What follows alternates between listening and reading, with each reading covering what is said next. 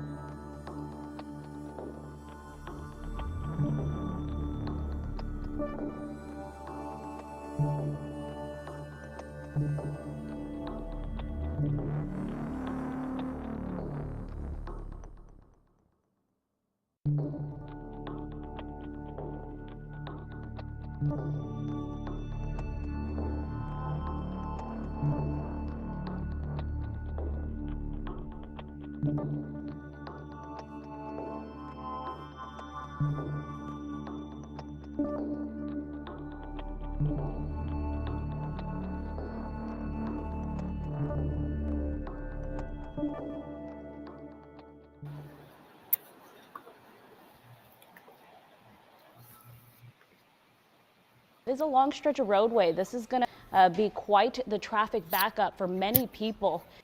And you can see it looks like there are demonstrators just all along Alameda, the bridge there through downtown.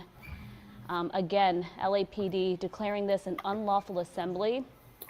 Now, we have seen LAPD make several arrests. We have seen them use some of those pepper balls as well as tear gas in this area. And we've been monitoring this situation here for hours now. We know that this started at the federal building in downtown LA and has now spread again to the 101 freeway. I have Mike Rogers joining me now. Hi, Mike. You know, monitoring the situation. Yeah. It's a chaotic scene on the 101 freeway. This is moved from the federal building over to the freeway. LAPD now shutting down that freeway. It looks like some of the people are making their way back onto city streets, but just not enough of them. Yeah, and you know, this is the constant. This is always guaranteed to cause problems.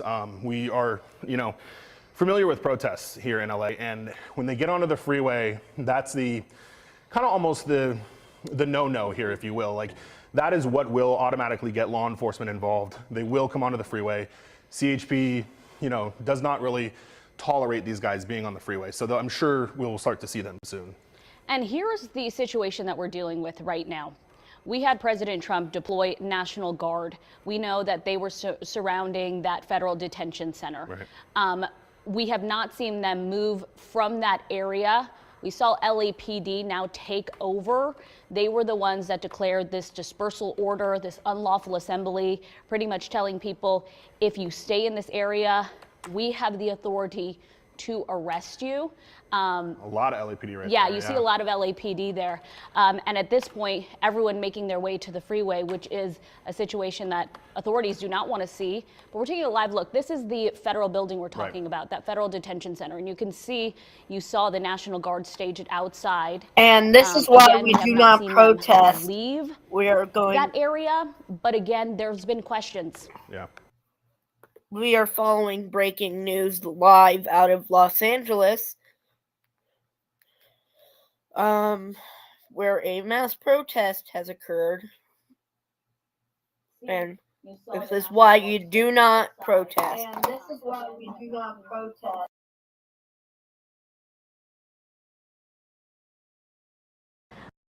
Trump administration, who they are saying wanted to provoke this sense of violence on our streets. We know that, of course, the president has not only deployed the National Guard, we believe maybe 300 out of 2,000 are already here. And then, Mike, you were saying that Marines from 29 Palms, right, 500 of them, 500 are also staged at the ready to go if needed. right, and they are put in a ready to deploy position. And Pete Hegseth, the Secretary of Defense, had tweeted that it was going to come from Camp Pendleton, now Northern Command, U.S. Northern Command, saying that those would come from 29 Palms. It's the distance is probably just about the same, but yeah. That would be if they need the additional past the 2,000 California National Guard troops that have already been activated. And as we keep an eye on this, I was looking through the post from the U.S. Attorney Bill Saley earlier because, of course, clean energy tax credits create millions of American jobs and keep our energy costs low. They power the local energy production that strengthens our communities. But these credits are under attack. A new budget bill in Congress could destroy them. If Congress doesn't protect our clean energy tax credits, we lose American jobs. Energy costs go up, and our national security and independence is at risk. Tell Senator Grassley to protect our jobs. Expected, at least from the federal law enforcement side, and yet then that's what sparked all of this reaction, both peaceful protest reaction and then the aggressive reaction, which may or may not have been in direct response to federal officials. As we know, sometimes it might just be people wanting to cause a fuss. Yeah, today we have not heard of, at least it's not come into our newsroom, of any ICE detainments or immigration enforcement happening across the Los Angeles area, although of course, when we spoke to U.S. Attorney Bill Saley, you and I, Gio, last night, he mentioned that we are not going to stop any of our enforcement. No. He said we are not canceling any of our planned operations. We're going to go through with them. But today, here in Los Angeles, in Los Angeles County, we have yet to hear of any of the enforcement happening. Right, and I think that's... Not to say it isn't happening, correct, but yeah. we have yet to hear. Right, and I think that's why the protests are centered in downtown, because that is kind of the symbol of federal law enforcement is outside of these federal facilities. But that's why yesterday was also so, because there was an operation in Paramount where U.S. Border Patrol was there. And so when U.S. Border Patrol was there in Paramount dealing with that, that's what created that large protest in Paramount, trying to stop those law enforcement officers or those federal law enforcement officers from doing that. And I'm listening to a request for an ambulance at Main and Temple for somebody that's got some sort of head trauma. So I didn't hear if that was an officer or if that was a And that is a situation, that's where we were at earlier. That's where they called the dispersal order Main and Temple, right? Lauren Posen was there. We saw the mountain unit push back several of those demonstrators who had barricaded themselves with some chairs, as well as some street signs, some construction signs, I should say. And now Mike is hearing possibly an ambulance is wanted for someone with some head trauma. Yeah, at Main and Temple, which is kind of, well, it's a little bit away from this area that we're looking at, but watch, look at that. They're bringing in another bench. Oh, so, yeah, there it is right there. And if anything, this crowd has gotten a little bit bigger since we last checked in within in just the last few minutes. It's all pushing right up to that barricade, and a good congregation of people, a good large number of people right here. Yeah, it looks like all the kind of stragglers that were just kind of in various places have now kind of formed to join this location right here, which obviously is not ideal for law enforcement, especially since now they are using things to barricade themselves with. That makes it adds another level of challenge there as they carry that pink bench and push it around. Guys, that picture we showed, or the tweet, Leslie, that you mentioned from the governor, is at the Sheriff's Emergency Operation Bureau. So they are all there in the command center, getting these updates in real time. You saw the chief there, the sheriff is there, some other command staff from each of those departments.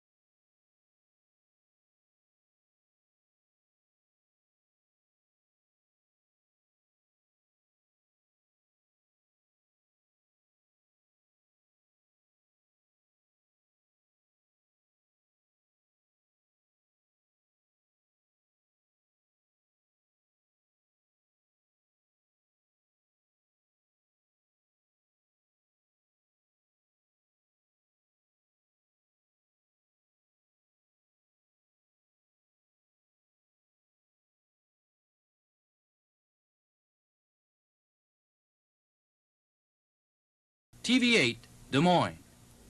The Iowa Senate approves property tax relief. A police killing at Miami Bend by Polk County social workers. Those stories, Connie McBurney's weather, and Pete Taylor's sports. All next. The TV8 News Final with Russ Van Dyke and Rick Frederickson.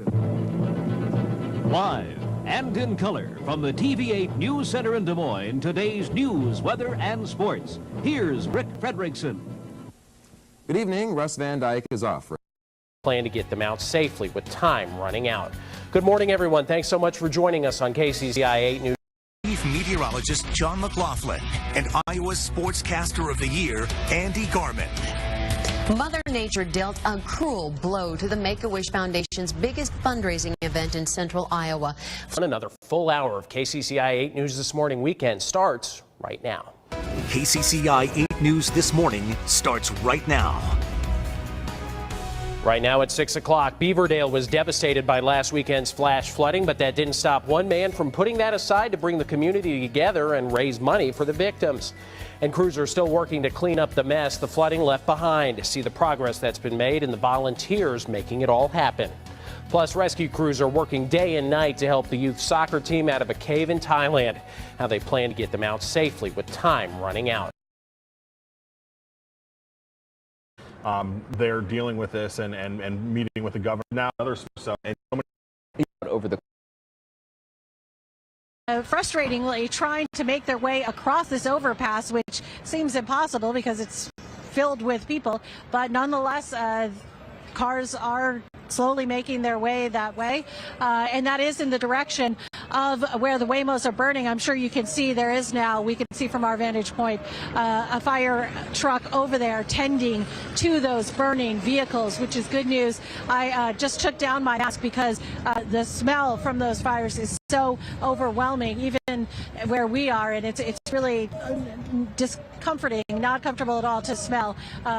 It's really strong, so we're trying to handle with that. The fire department seems to be on top of that situation, and a lot of the people do seem to have moved away from that area, which is good news. They are assembling more, though, I would say, in the last couple of minutes along the freeway overpasses on all sides of it. Again, we have seen them launching in the last couple of minutes fireworks down onto the freeway, which of course is a very dangerous and not a smart situation, dangerous for the cars and the drivers, and also dangerous because, you know, CHP is down there in heavy force and they will respond if they are getting things thrown at them, and in fact we have seen them do that in just the last few minutes. But it remains a standoff here along the on-ramp to the 101 South.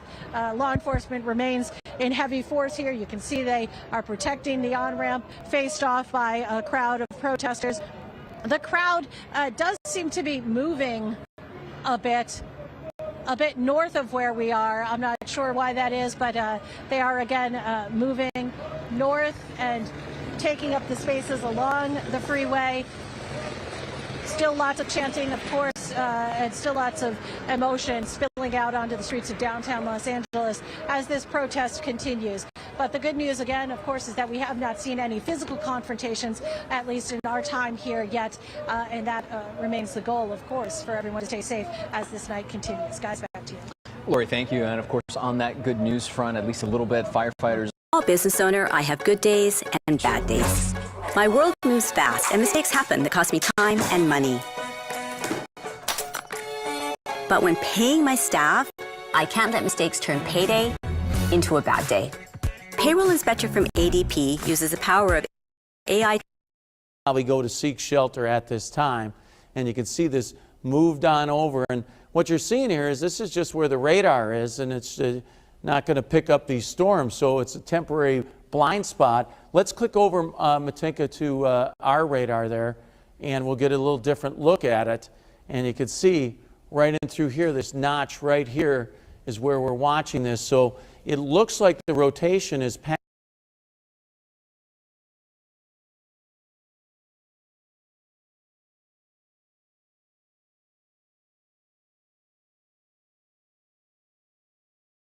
We have got another tornado warning storm just to the north of Mingo at the moment. You can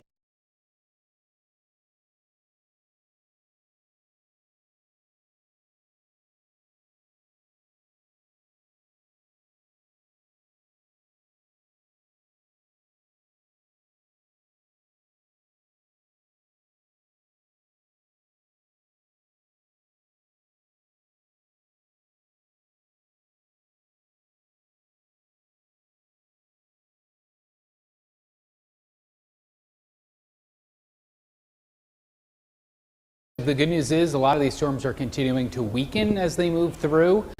We have that one tornado warned storm that again went from being an observed tornado to It's like sticky now. we can still hear Bo. You can still see that the flashing purple means that it's a confirmed tornado, but when they reissued it with this red polygon, these red lines, it was a radar indicated tornado because it still maintains some of its structure, but we're not seeing the reds and greens that we had together. And honestly, it's just outside now of our viewing area. So that is good news. That storm is weakening and then moving away, heading into the Cedar Rapids market, and then a little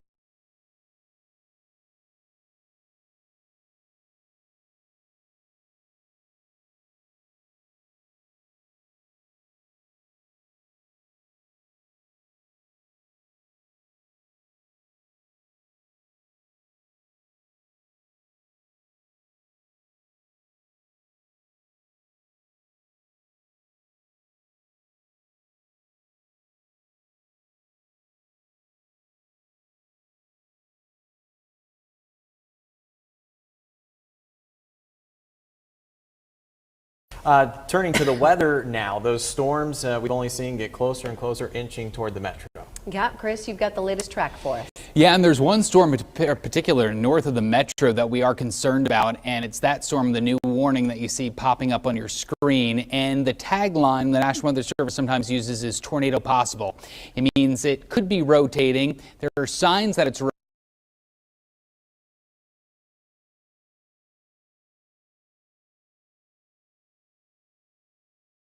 The good news is a lot of these storms are continuing. This is a decision support briefing from the National Weather Service in Des Moines. Blizzard conditions are expected in northwest Iowa Tuesday through Wednesday. 6 to 12 inches of snow. Strong northwest winds gusting to near 45 miles per hour will produce blowing and drifting snow, reducing visibility.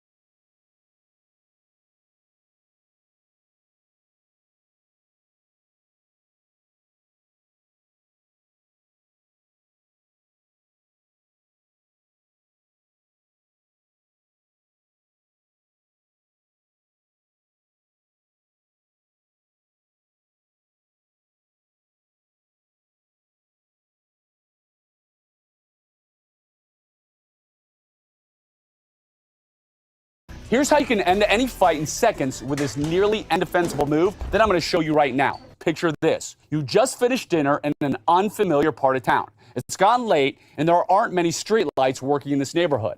You're walking back to your car when a dark figure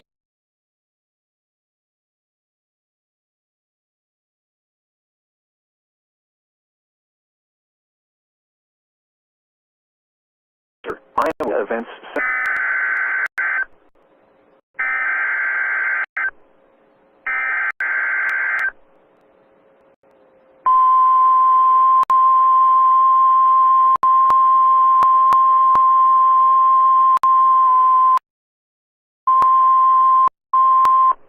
The National Weather Service in Des Moines has issued a severe thunderstorm warning for southern Polk County in central Iowa, northeastern Madison County in south central Iowa, northwestern Marion County in south central Iowa, southwestern Jasper County in central Iowa, Warren County in south central Iowa, until 3 p.m. At 2:04 p.m., a severe thunderstorm was located over Windsor Heights, or near Urbandale, moving southeast at 30 miles per hour. This is a very dangerous storm. Expected hazards include baseball-size hail and 60 miles per hour wind gusts.